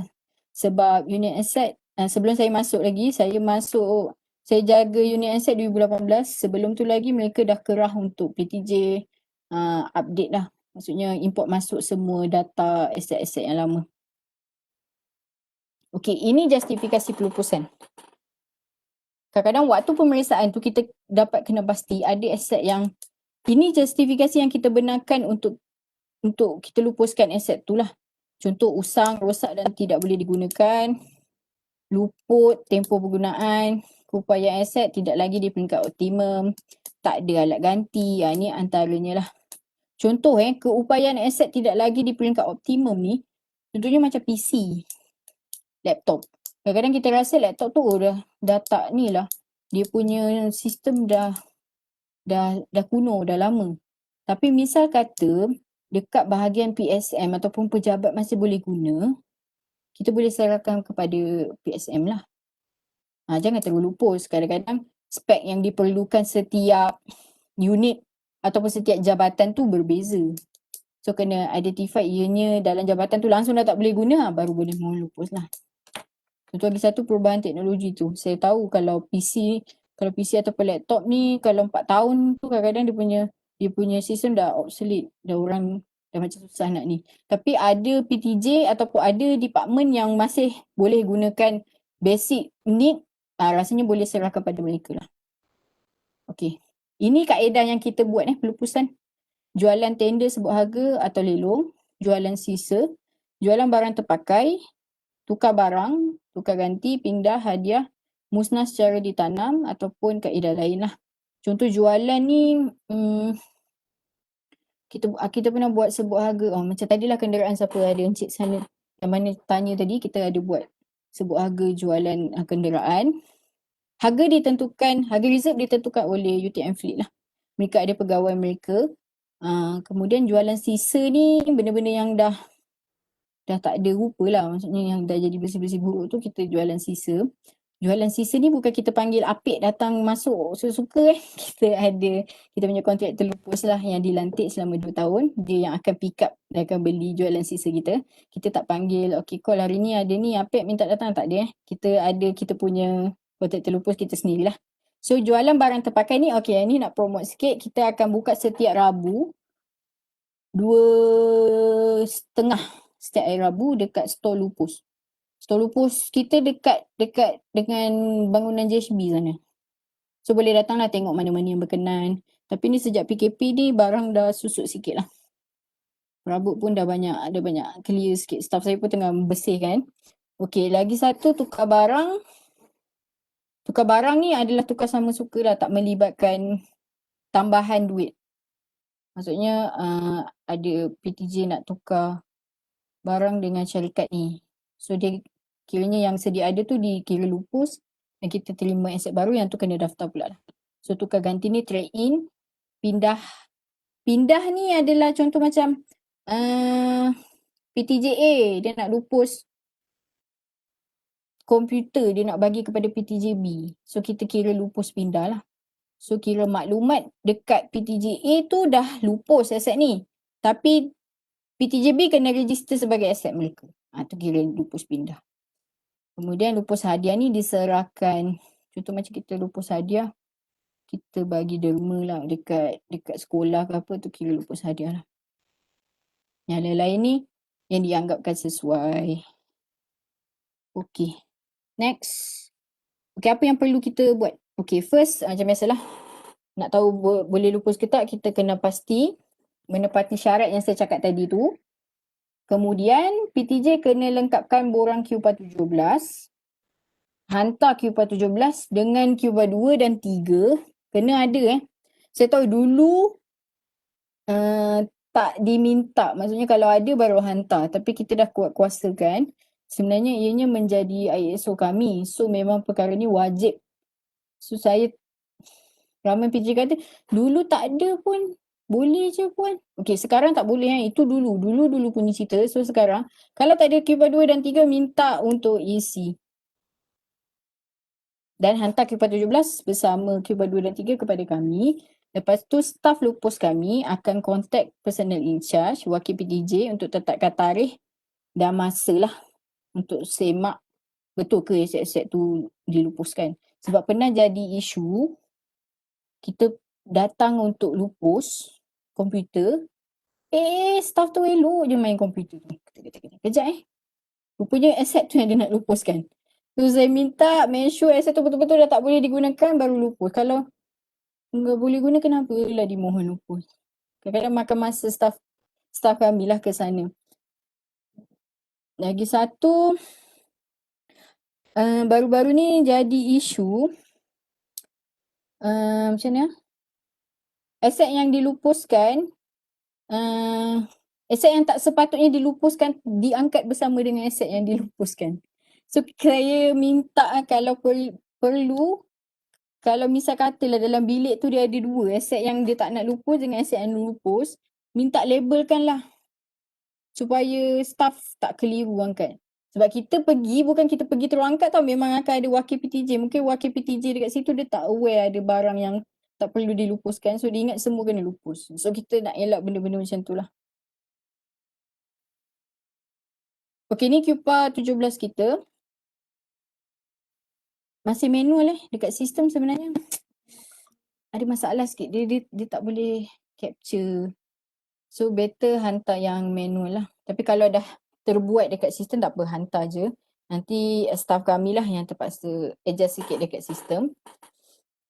Okay. Okay, ni yang tadi ada tanya soalan pasal kehilangan. Apa tadi soalan dia? Kalau aset hilang, siapa yang bertanggungjawab? PTJ ke staff? Okay. First, kalau jadi kehilangan, benda yang perlu kita buat adalah melaporkan kepada dekan ataupun ketua PTJ serta merta misalnya hilang sekarang, okey terus call PTJ ni bos cakap barang hilang ni ni dia melaporkan tu tak adalah kena buat laporan bertulis ke apa, maklumkanlah ketua PTJ perlu tahu, kemudian buat laporan polis dan juga keselamatan dalam tempoh 24 jam. Walaupun hilang kat luar, dah buat report polis, kena report dekat keselamatan juga. Sebab kalau anda tak report pada keselamatan, kita tak boleh ambil tindakan. Kita tak tahu. So, kena ada dua-dua report. So, kemudian Ketua PTJ akan menyediakan laporan awal kehilangan iaitu QPA 28. Kemudian hantar dokumen semua ni kepada bendahari. Make sure complete lah iaitu QPA 28 ada, laporan polis ada dan salinan daftar QPA 2 dan juga QPA 3. Yang ni kena ada. So tadi soalan, mana apa tadi? Siapa yang bertanggungjawab? Okey. Untuk kehilangan, kita ada dua jawatan kuasa iaitu jawatan kuasa pelarasan kehilangan dan juga jawatan kuasa kehilangan. Jawatan kuasa pelarasan kehilangan ni kita akan bincangkan cadangan tindakan berdasarkan QPA 28 daripada Ketua PTJ dan juga laporan daripada keselamatan. Misal kata dalam laporan keselamatan ada dinyatakan kecuaian staf.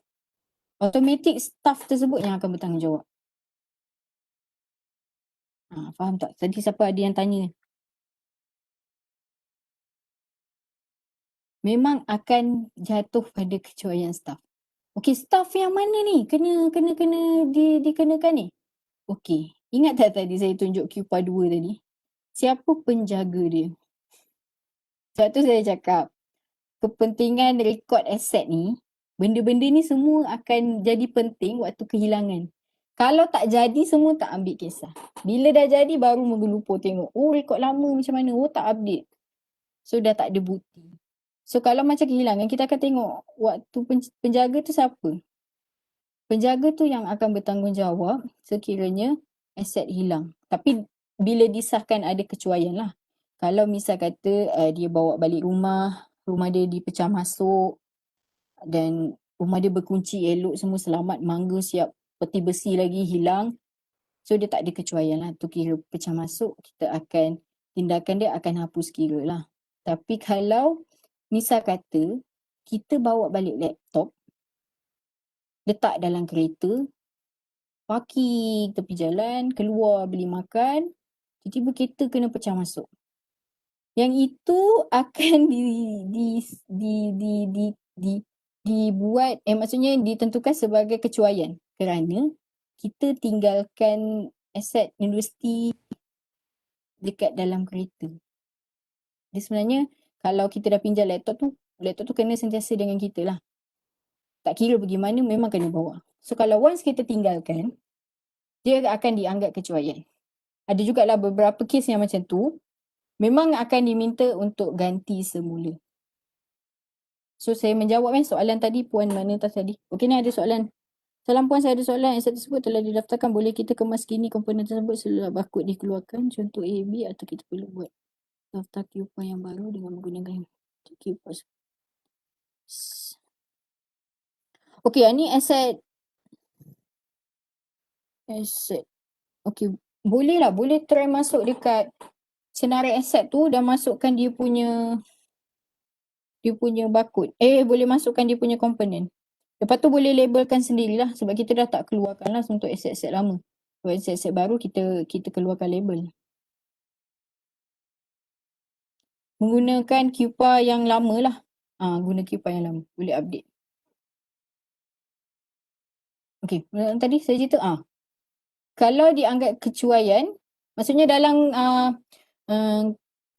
laporan keselamatan ada cuai, memang kena gantian. Kena ganti setara ni. Kita tak adalah minta harga waktu beli tu. Kita akan ambil kira lah susut nilainya. Tahun dibelinya berapa. Bila kita akan kira. Berapa persen. Misal kata, waktu diarahkan untuk buat bayaran tu, maksudnya gantian setara tu, staff tu degil tak nak buat. Kita akan bawa ke jawatankuasa surcharge. Itu dia punya tindakan-tindakan lah. Tapi kalau didapati tiada kecuaian, contohnya memang dah bilik kunci tapi hilang juga, itu dianggap pecah masuk lah. Kita akan buat hapus kira saja. Kalau ada memang dapat, contohnya macam ada kecuaian, memang 100% penjaga yang kena. Penjaga aset tersebut. Sebab tu, waktu bagi pinjam, dalam QPA 2 adalah nama penjaga kan. Kalau misal kata, anda bagi pinjam tanpa ada hitam putih, tanpa QPA 9 tadi yang saya cakap tu, anda mungkin disabit kesalahan lah. Sebab rekod akhir adalah anda penjaga. Sebab tu saya cakap kalau bagi pinjam, biar ada hitam putih. Dia at least menyelamatkan diri sendiri. Kalau hilang dalam tempoh dia pinjam, memang jatuh kepada nama peminjam lah. Kalau misal kata dia pinjam melebihi tempoh yang ditetapkan, tetapi tiada tindakan daripada penjaga aset tu, misalnya tak ada call minta pulang ke apa, mungkin tu akan ada tindakan lain lah kepada penjaga. Sebab tugas dia kena pastikan bila orang dah pinjam, kena pulangkan balik. Dia benda macam ni tak nampak penting selagi bendanya tak jadi. Kalau dah jadi boleh, alamak, kalau aku tahu aku buat borang peminjaman tu. Sebabkan tak buat, dah tak boleh lah, terlambat lah. Kadang-kadang dekat PTJ ni ada rekod bagi pinjam tapi tak rekod. Maksudnya macam percaya. Bila hilang, time tu baru menggelupo nak siapa salah. Itu dia punya ni lah, konsekuensi dia. Dan lagi satu, ni last tajuk last ni. Okey, ini QPA 28 yang Ketua PTJ akan sediakan. Selalunya pegawai aset yang sediakan Ketua PTJ akan sign kat bawah ni lah. So dia akan detail out barang apa, jadi kat mana tempatnya, cadangan lah. Ketua PTJ boleh cadangkan. Kalau bisa Ketua PTJ cadangkan gantian setara, ni gantian setara. Kita akan cross check lah. Kita akan tengok, kita akan semak QPA 28 ni dengan laporan keselamatan, laporan polis. Kalau detailnya memang nampak sasah kecuaian, memang confirm kena bayar balik. Misal kata aset tu baru, kena bayar penuh. Dia berapa persen, dia ada percentage tu. Okey, kita akan, apa ni nama dia? Okey. Tadi ada yang tanya, QPA apa yang guna dalam sistem? Okey, ni saya buat aliran detailnya lah. Waktu penerimaan QPA 1A dan QPA 1. Okey, 1A ni akan guna sistem. Borang penerimaan. Yang terdapat perselisihan ni kita manual lah. Sebab untuk submit pada pembekal. Kemudian waktu pendaftaran, QPA 2, QPA 3, QPA 4, QPA 5 ni, ini dalam sistem. QPA 7 sebenarnya boleh buat dalam sistem, tapi disebabkan filter dia ada masalah sedikit, so kita nak mudahkan anda semua boleh guna manual lah. So senang semak. So mana yang dah lupus tu boleh dash je. Lepas tu untuk penggunaan penyimpanan, QPA 6 ni pun kalau QPA 9 A diisi dalam sistem, dia akan update dan automatic dalam Q46 lah. Q46 ni mostly kalau PTJ yang guna pakai buku tu. Tu kira Q46 sebenarnya. Dia yang penting ada record lah. Dan Q49A ni borang permohonan. Maksudnya kat situ biar ada penyataan yang jelas lah. Kalau apa-apa jadi dekat aset tersebut, tanggungjawab adalah pada peminjam. Q49 ni borang aduan ada dalam sistem, boleh digunakan. Cuma borang aduan ni bukan untuk tindakan unit saya tahu, bukan unit aset. Ni kan ada buat aduan suruh unit aset buat repair. Ni lebih kepada pegawai aset lah untuk identify mana alat yang ada masalah atau perlukan pembaikian. Kemudian pemeriksaan Q10, 11, 12 ni maaf, ini masih lagi manual. Dalam sistem ada problem sikit, tak boleh nak capture. Kemudian penyelenggaraan Q43 ni boleh dalam sistem, Q14 dan pun dalam sistem. Q14 ni boleh menggunakan sistem dengan syarat aset tersebut telah diimport masuk. Maksudnya kalau search tu tak keluar, maknanya ada masalah. Maksudnya belum import masuk. So pelupusan Q16 ni untuk kenderaan. Q17 yang borang saya tunjuk tadi lah. Yang ni sebenarnya dalam sistem boleh guna. Maksudnya boleh key in dan keluar lah Q17 tu. Cuma peringkat akhirnya pada kami lah akan ada masalah sedikit. Tapi kalau rasa nak guna, gunalah. Dan tapi jadi kerja pada kami lah untuk batalkan macam tu lah.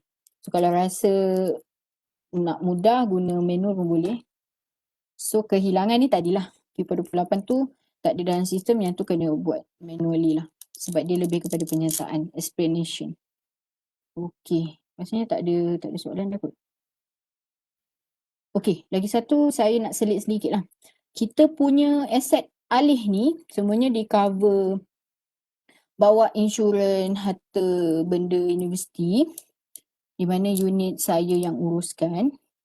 Kepentingan rekod-rekod ni dikemas kini antara salah satunya adalah memenuhi keperluan insurans. Maksudnya kalau jadi apa-apa, contoh aset hilang, untuk kita mohon tuntutan insurans tu dia akan tengok balik kupon-kupon yang berkaitan ni. Contohnya ada terjadi kebakaran dekat bangunan tu.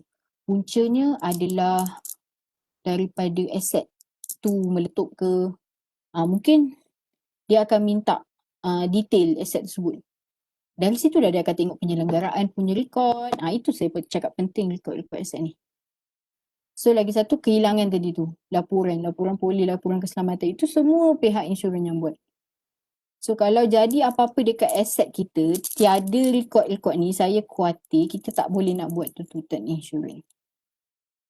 Lagi satu, kalau berlaku kejadian, contohnya bangunan terbakar ke, aset terbakar ke, minta untuk laporkan segera. Kehilangan memang akan laporkan dalam 24 jam. Sebab kadang-kadang saya tak aware benda-benda tu. So bila benda tu sampai, laporan daripada keselamatan sampai, bendanya dah lebih daripada tempoh yang dibenarkan untuk kita notify pihak insurans. Pihak insurans ni dia nak segera. Contoh kalau macam berlaku hari ni, kalau boleh hari ni juga dia nak tahu. Contoh kalau macam ada aset yang meletup ke, membuatkan lab terbakar ke, boleh WhatsApp saya bagi tahu. So saya akan direct maklum kepada pihak insurans lah. So documentation dia boleh kita work out later. Kadang-kadang kita submit, kita hantar notification pada pihak insurans ni bila kita dah terima laporan. Sebab benda tu kadang-kadang dah lambat. So ini sebagai info tambahan lah. Okey, rasanya okey, itu saya dah buat conclusion secara menyeluruh.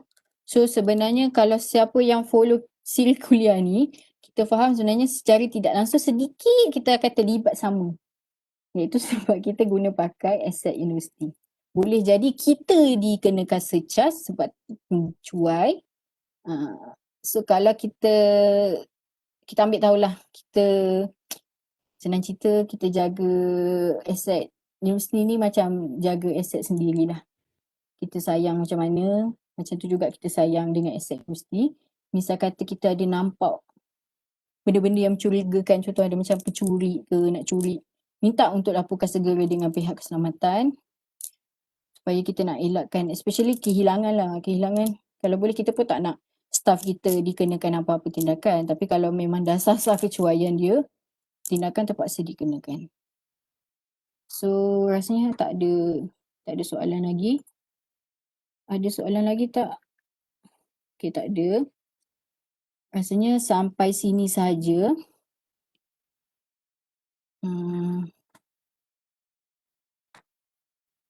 Saya sebenarnya takut cakap sikit je, kita cakap banyak pula. Okey, saya ucapkan ribuan terima kasih, especially kepada pihak TTC membenarkan saya berkongsi pasal aset alih dekat universiti ni.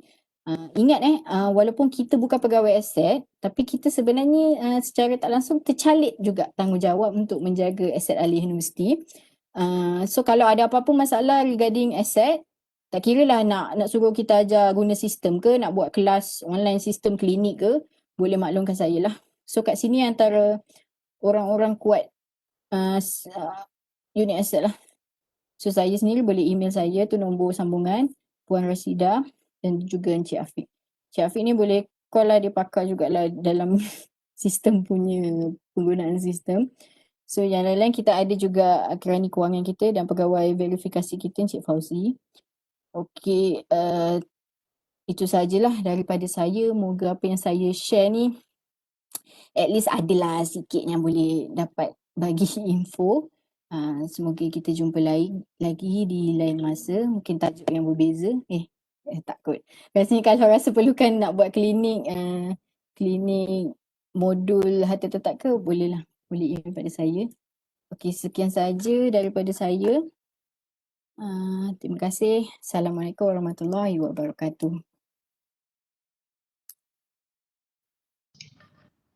Waalaikumsalam Puan, terima kasih.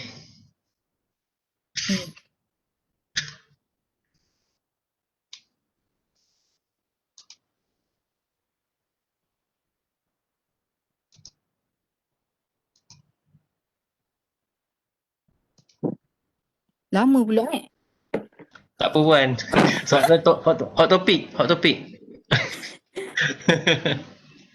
Aduh, soalan banyak Puan tu pun saya dah random lah tu. Dia memang kalau aduh, penatlah bercakap. Okey Puan. Okey, terima kasih Terima Hamzah. kasih banyak sudi luangkan masa. Okey Okay. Puan, bye. Assalamualaikum. Salam.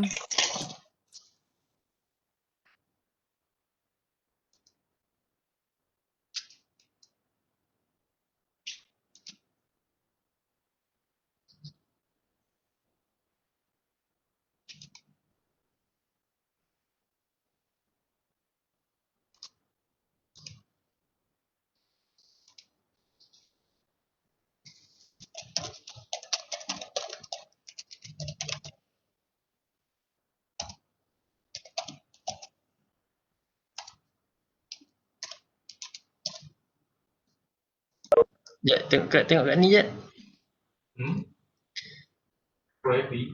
Tengok Facebook jap, jadi tak?